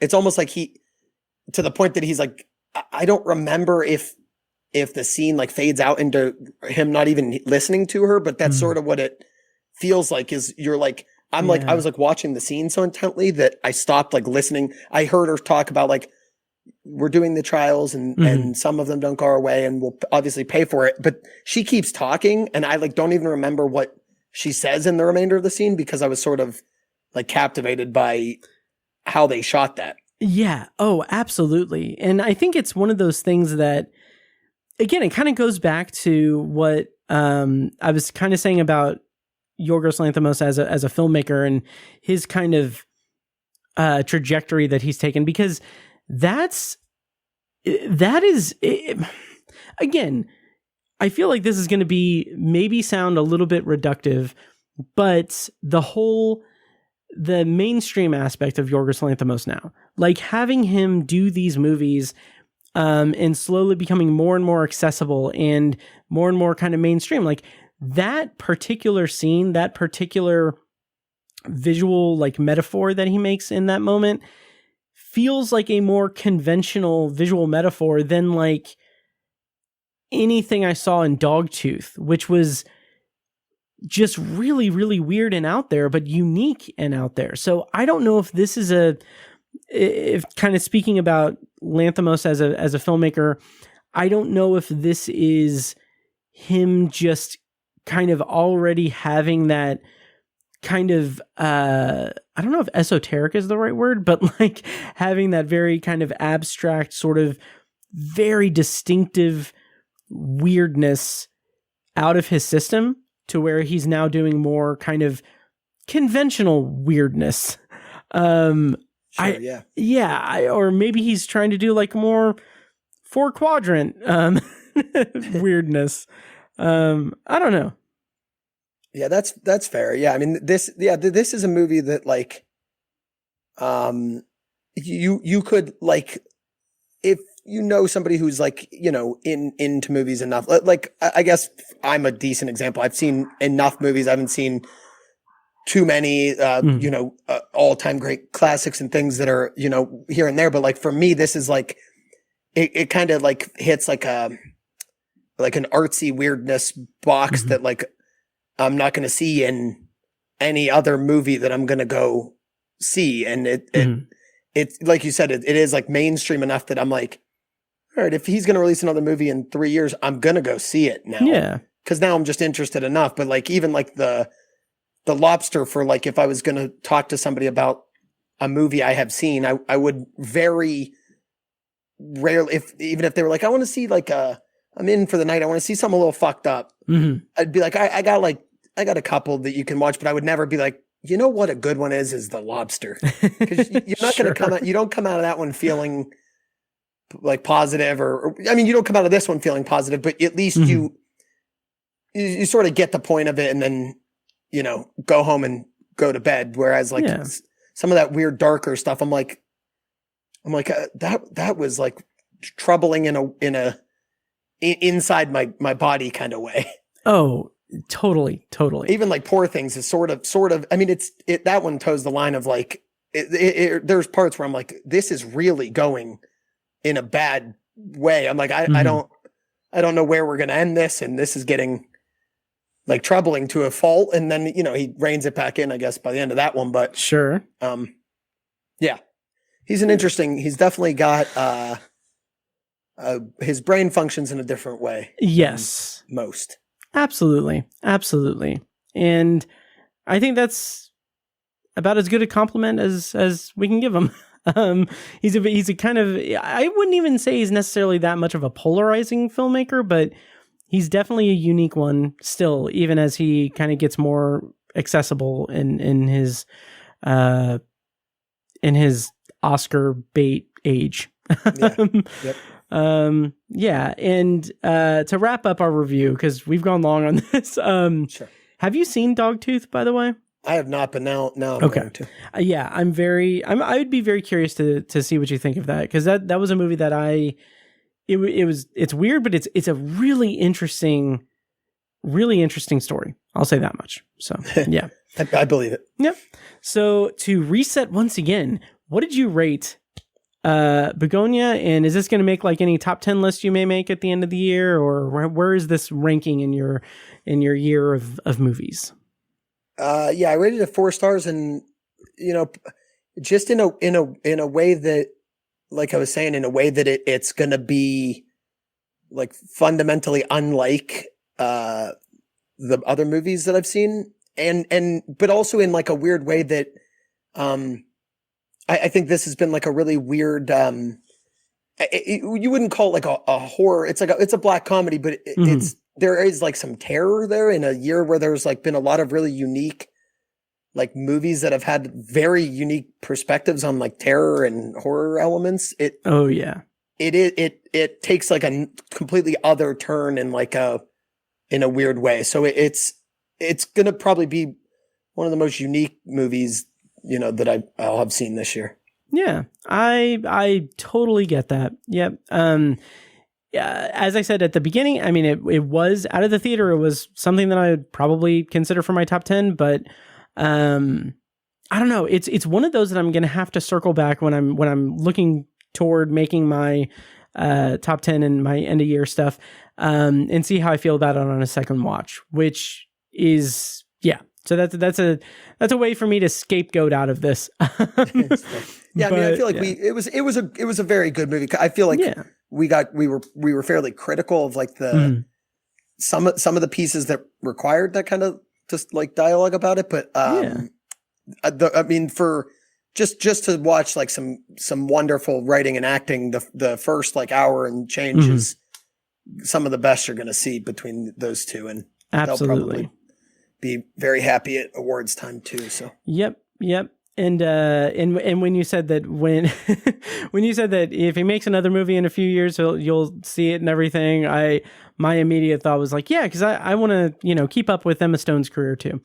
So that is our review of Bugonia. Once again, it is in theaters. And yeah, we're going to do probably a brief secondary review here in a moment of Black Phone 2, which is also in theaters.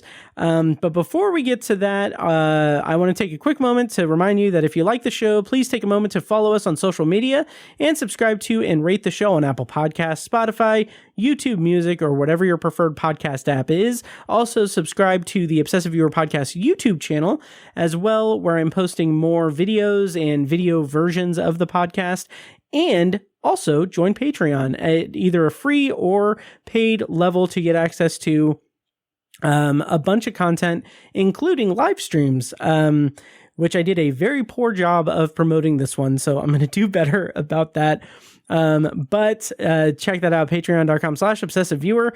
And if you're interested in starting a podcast of your own, you can go to Libsyn and use promo code OBSESS. When you sign up for a new account, you'll get up to 2 months free, depending on when you sign up, and we'll get a commission on it as well. More details on that in the show notes of this episode. And now back to the show. They tell me I view obsessively. Okay, I didn't mean for that to play the entire thing, but I'm going to play a clip from the... well, by the way... Yeah. Keegan, should we do a non-spoiler review of Black Phone 2? Since it'll probably be... yeah, let's do non-spoilers. that's fine. Yeah. Okay, here is a clip from the trailer for Black Phone 2. They found a way to kill me yet. Eyes burn with sting and sweat.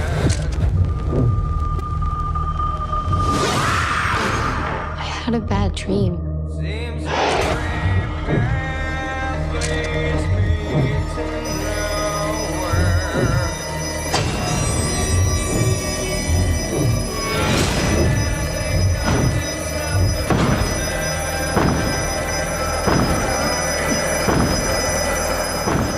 All right, and Black Phone 2 is currently in theaters. It premiered in theaters on October 7th or 12th. And it is the sequel to The Black Phone from a year that is not 2025. The premise, according to, I think it was 2022, maybe. But the premise, according to IMDb, is as Finn, now 17, struggles with life after his captivity, his sister begins receiving calls in her dreams from the Black Phone and seeing disturbing visions of 3 boys being stalked at a winter camp known as Alpine Lake. Director for this movie was Scott Derrickson. Writers were C. Robert Cargill and Scott Derrickson, of course, based on characters from the novella of Joe Hill, called The Black Phone. There we go. Jesus. The cast includes Mason Thames, Ethan Hawke, Madeline McGraw, Jeremy Davies, Miguel Mora, Ariana Rivas, and Damien Bichir.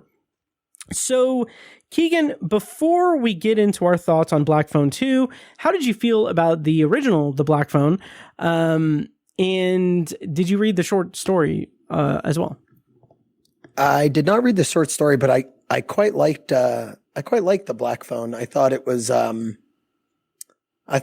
like unique in its own way. I thought the premise was good enough, but that I guess Scott Derrickson I think he did a really good job of like evoking kind of like he did a very good job with kind of like there is a phone that rings and there's dead people on the line is your premise. And then you have to go from there. And I thought he did like a really good job. And obviously Ethan Hawke is quite incredible. And the masks and stuff, that sort of convey his emotions and things that were made by the Pittsburgh guy, Tom Savini. Mm-hmm. I thought that was it did a good job of it wasn't particularly like scary in terms of a horror movie, but it did evoke like enough like dread and fear that I quite liked, and the kind of uniqueness of the premise was, you know, good enough that I liked the movie pretty well. Nice. You know, it's funny because I feel like I am maybe a bit of maybe not an outlier with a black film, but I feel like I saw a decent amount of people kind of just thinking like, it's fine, or it's bad even. For me, the Black Phone I thought was really good. I feel like I rated it 3.5 stars. We reviewed it on the podcast years ago, but as an adaptation of the short story by Joe Hill, I think that it did a great job of expanding on things. There was one element of the original movie, it being Gwen's dream stuff, that is not in the original story. And at the time with the first movie, I thought, okay, this feels like they're adding this element to the plot to just pad it out because it's adapting a short story. And they need something else to kind of to expand it into like a feature narrative. I no longer feel that way because this movie exists, and because the VHS 85 segment that Scott Derrickson directed, Dreamkill, which is, I believe it is in this universe. It is in the Black Phone universe. It's canonically in the Black Phone universe. Expands on that. The whole idea of dreams. It is very much taking a cue from obviously like Wes Craven and A Nightmare on Elm Street, but doing its own unique thing with it.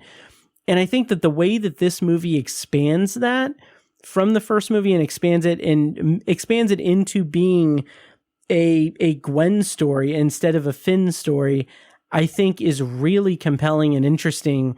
And I liked it. Yeah. Let's dig into Black Phone 2 in non-spoilers. I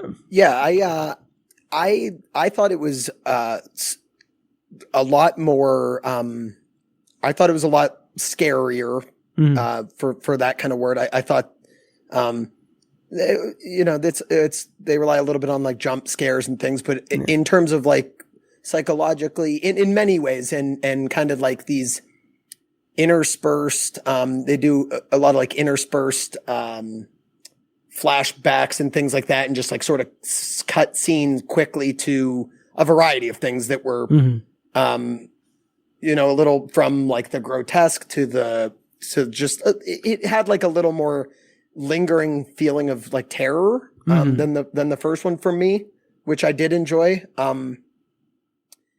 There was some things I like the obviously there's an obvious in this one a very obvious Nightmare on Elm Street kind of comparison here, as sort of he's whole, the grabber is sort of whole from her dreams and things. So there's that whole kind of thing. I thought a little bit towards, you know, the second or like even second or third act, it got a little away from it to the point that it was getting a little like mystical and sort of magical in its take on it. So I think that like the first part and coming up to, you know, they end up going to the lake. I don't think that's much of a spoiler, but right. Where the movie takes place really. I thought kind of all that lead up to there was really good. I thought it was sufficiently psychologically tugging. I thought there was like a fair amount of comedy in this one too, that I didn't, there was very little in the first one. And what's his name? Ernesto. I think he was like a good oil character. And even just like the characters at the lake, the way they interact with the ownership group. And I thought there were some funny scenes in there and stuff. I just thought that sort of the final part, heading into the final part, there's sort of like a scene where it sort of moves into like a Nightmare on Elm Street territory, and then it gets a little to me, it got a little out over its heels on like the magic and the mysticism of the whole thing. Yeah, I totally get that. And I will definitely agree with you there. It does get to a point, like again, not spoiling it, but the way that where this movie leads, it feels a little bit, weirdly enough, it reminded me a little bit of like It Chapter 2, with it being very much kind of having this kind of MacGuffin almost, in terms of like, oh, they need to do this thing. They need to, like, in order to save Gwen and in order to stop the grabber from beyond the grave, they need to do this for the history of Alpine Lake, and they need to unearth this. It reminded me of like It Chapter 2, where they had to find trinkets to have like the little sacrifice to get to it. And that is a shame, because I also feel like that, since it is so integral to the plot and the history of this lake, this camp that they're building out, I wish that there was a little bit more emphasis on that. But despite that, I think that it does a really good job of marrying the backstory of Alpine Lake with the experience of like Finn and Gwen and their family. Like, without going into spoilers, the way that things connect in this movie made me like, throughout the movie, I was thinking like, okay, well, that's a bit of a stretch. Like, really? Like, we're doing this? And then by the time it kind of wraps itself up, I'm like, that was actually pretty clean. That was pretty, like, I respect that. I respect that it's not even necessarily retconning, but I respect that expansion of what we already know from the first movie in a way that I feel is a pretty compelling, a pretty compelling way to kind of show us the truth or a lot of stuff there. So I thought that was cool. Yeah, I was kind of in and out on both of those things. Like you said, the first part, I liked that all of the threads got like tied together. I really liked that part, but I did sort of think that like the first part of what you said, I was like, all right, so the way that they're fitting everything together, it is like a bit of a stretch to get there. It's nice that it's all wrapped up in a bow, but I did sort of feel like, I was like, all right, well, did we need to go like that far to get to each knot in the thread, sort of like that. Yeah. Oh yeah, totally. The motivation of the grabber, I thought, was very interesting. Having like that being a shift between from like the reason behind the shift to now targeting Gwen is really compelling and interesting to me. One of the downsides to the movie another kind of criticism of the movie really is that I didn't find it as unsettling as the first movie, specifically because that first movie does a lot of really good work to make suburban America like terrifying because of the location, a basement that no one suspects has a child in it that's being murdered. That is a very terrifying proposition, and having it be set in like the past and everything, like it is very much evocative of the era that it's depicting, and including that kind of helplessness of the situation. And it's just a very eerie, unsettling thing. When you're transposing that to having a fairly kind of, what's the word I'm looking for? Like formulaic, not even formulaic, but kind of tropish sort of setting of, oh, they're isolated at this lake with limited supplies, limited people, and no one is coming to their rescue or anything. That feels a little bit like it's just a big difference. It's a big gap from having like suburban, everyday, USA to isolated campground that we never really get a sense of in terms of what the layout is and everything. It feels like it's very much trying to be evocative of like Friday the 13th while also borrowing from A Nightmare on Elm Street and all of that. So I don't know. I feel like there was, I don't even know if I would say a missed opportunity, but I feel like there was something missing for me in terms of really diving into the unsettling nature of things. So it's a bummer. So I think that's kind of where I am in terms of comparing this to the first one. I think the first one is superior in the mood and atmosphere. And this is pretty good as a story that expands it and hopefully wraps it up. Like I came away from this movie thinking like, this is a really good movie, really good duology with a short film in the middle from VHS 85. I don't need any more Black Phone stuff. This is cool. Yeah. Yeah, I agree with you there. Like for a movie that really, like the end of Black Phone, really, it doesn't really call for a sequel. Yeah. And for them to like do it did kind of read like they had like a little more story to tell and they just really wanted to tell it, as opposed to like making Friday the 13th number 7 or whatever we're on, right, or whatever they're doing. Yeah, that's a very valid point of like, there was like story here that it seemed like the director and everybody, they wanted to tell this last piece of it, wrap it up. And for a movie that really didn't call for like needing a sequel or anything, it's not like a money grab. It's not, right. It was more Black Phone. It was just like it's like, I don't need like a weapons too, it's like, yeah.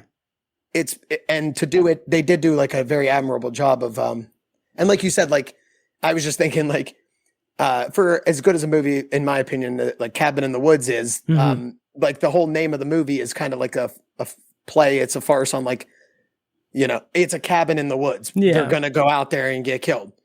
Right. And like, that's like, yeah, it's like, they could have put like a subtitle and called it like Murder on Lake, whatever the heck it's called, Alpine Lake. It's like, all right, we get it. We know you're going up. You are right. It's like, and I did love like, really that whole ending really of the Black Phone of like, she's having those dreams, but, and they paid off, but in sort of the wrong way, because she didn't really pick up the right house. So it's like, holy crap. So even after all that, and even after they found the bodies, if it wasn't for Finn getting out of there, then in theory, they don't find him necessarily. I mean, they eventually probably, but it is kind of terrifying to say, like, if nobody made it out of there, then his burial house is gone, but like the dungeon's not.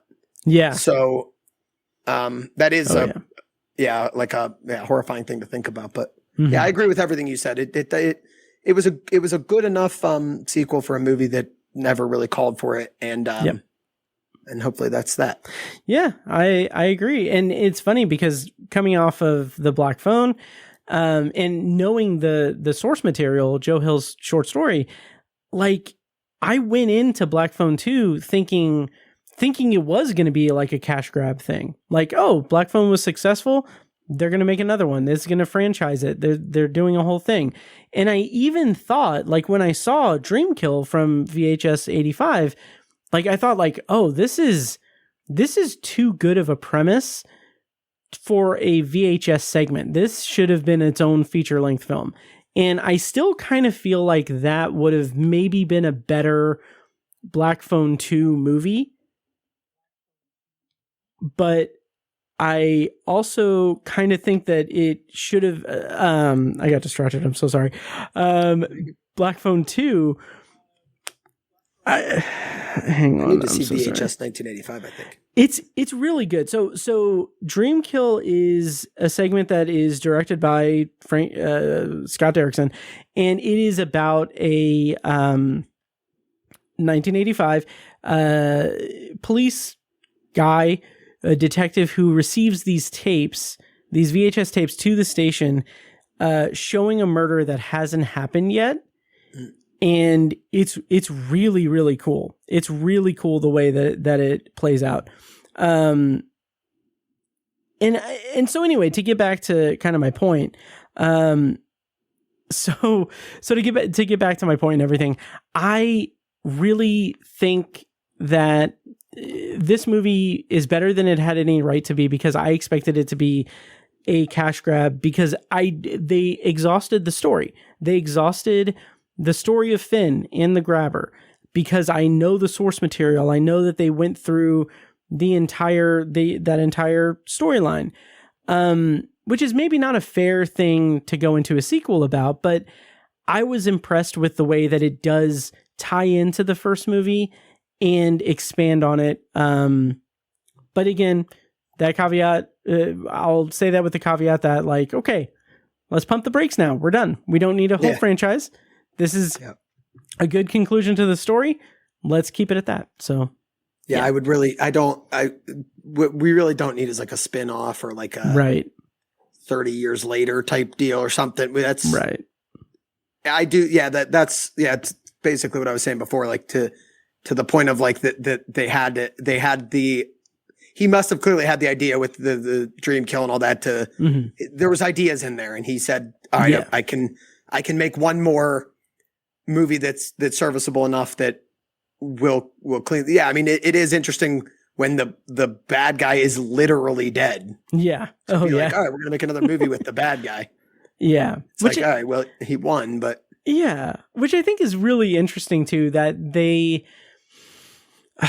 that dream kill exists because like I said, it is in the Black Phone universe, but it's really expanding upon that dream aspect of it, that supernatural aspect of it. It doesn't have anything to do with the grabber, anything from the Joe Hill story. It's just kind of an interesting exploration of that supernatural thing. And I think in a separate universe, there is a version of that where that is Black Phone 2. And I think that is interesting, because that would basically mean that Scott Derrickson had this idea and attached it to the Black Phone, and then would use that to make something that's his idea. But anyway, that's all hypothetical. I liked Black Phone 2 as a wrap up to the story. And I don't need any more. But honestly, now that I'm saying it out loud, I think it would be interesting to see him do something that's like Dreamkill, but in a feature length. That's in the universe of Black Phone, but doesn't have anything to do with Grabber or Finn or even Gwen. Just straight up weird supernatural stuff. So yeah, he does seem to have enough ideas there that I wouldn't be like sad to see another similar vein to horror, or even if he has ideas that are adjacent but don't even require it to be in the Black Phone universe per se, to just see him make another cool movie, another like decent supernatural kind of horror movie that's outside of this. It seems like he has ideas that are ready to continue doing that. I mean, he's been doing it for some time. So. Oh, absolutely. And the final thing I'll say about Black Phone 2 is I thought for a moment, because I recently rewatched VHS 85, and I remember from the Black Phone 1, I've not seen Sinister or Sinister 2, but there is this just visual style that he has. Like, I knew going in, like, oh, this is a Scott Derrickson movie, so the opening credits are going to be like David Fincher-esque 7 opening credits with like scratchy sound, scratchy audio, like a record, and just like really just like crazy imagery and everything. So I knew that going in, and then I thought like, oh, okay, yeah, this is like his staple. This is his thing that he does in all of his like horror movies. And I thought like, oh, it's going to wear thin, because I assume, or I think I know that that's also the style that he employs with like the Sinister movies. Correct me if I'm wrong. I haven't seen them. Okay.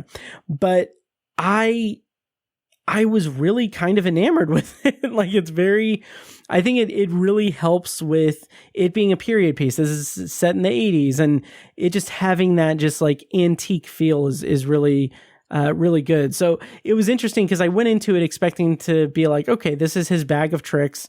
It's getting old at this point. But like, as it's going, I'm like, oh, okay, I'm kind of feeling this. It's good. Yeah. So, that's my official position on the visual stylings of Scott Derrickson. To wrap that all up with my last point, I think too, what you're saying there, I did, there are some like flashbacks to the 50s that he took a really cool, really interesting, like visual approach to that, you know, I quite liked those sort of like the 1950s scenes where like shaky camera and kind of grainy. You very easily can tell when we are in the movie. Yes. So the visual style I thought was very good. Absolutely. So I don't really have much else to say about Black Phone 2. I mean, I think it's good. I think it's good. I rated it 3.5 stars. Same as the Black Phone, but I would give the edge to the Black Phone in terms of these two movies. But I thought it was okay. I thought it was pretty good. Yeah. I gave it 3 stars, and for the same reasons. The end got away from me, which probably would have had me bump it up a little bit more. Sure. But yeah, totally. I mean, totally fine movie. If it was on TBS one night or something, sure, I'd probably watch it again. Nice. All right. Well, that is our review of Black Phone 2.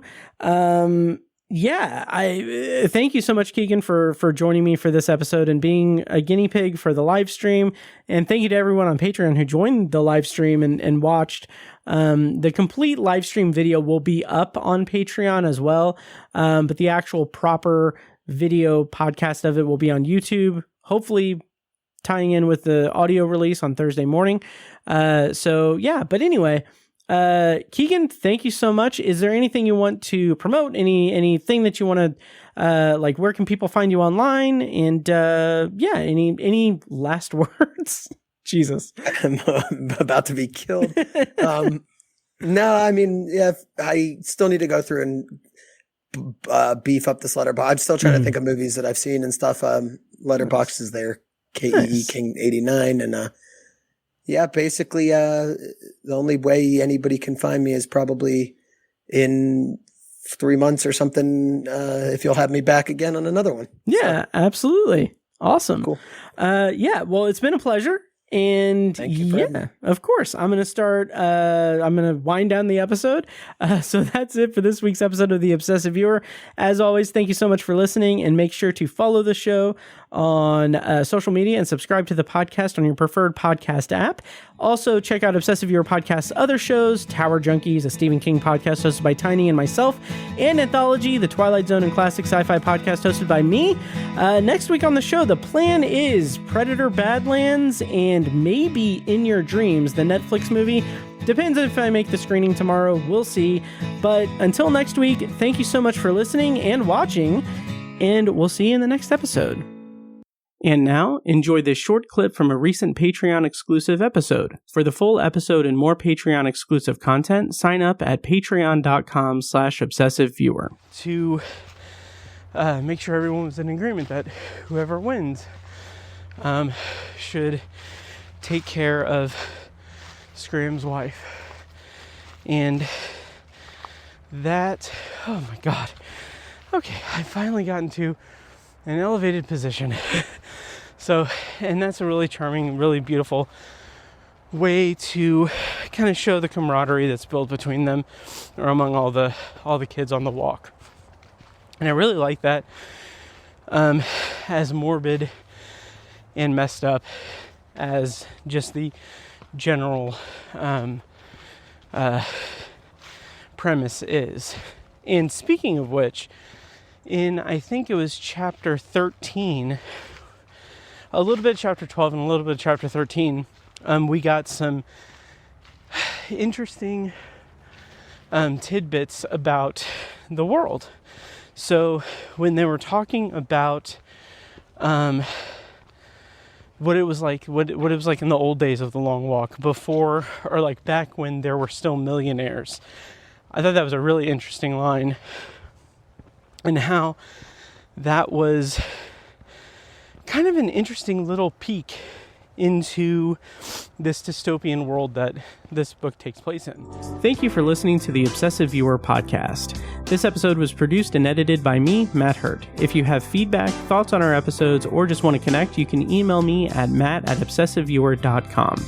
For more information on this show, including a full archive of our episodes and show notes, visit obsessiveviewer.com. And if you enjoyed the show, please give us a follow on social media and subscribe to us on your podcast app of choice so you never miss an episode. Also, consider rating and reviewing the show on Apple Podcasts, Spotify, and Audible to help increase our visibility and grow our community. If you want to support the show and get early access to new episodes, as well as a steady stream of exclusive episodes, you can join our Patreon at patreon.com/obsessiveviewer. For information on more podcasts presented by obsessiveviewer.com, visit obsessiveviewer.com/podcasts. Our theme song is A Little Mad Sometimes by As Good As It Gets. For more of their music, check them out on Spotify and at asgoodasitgetsmusic.com. Thank you so much for listening, and we'll see you in the next episode.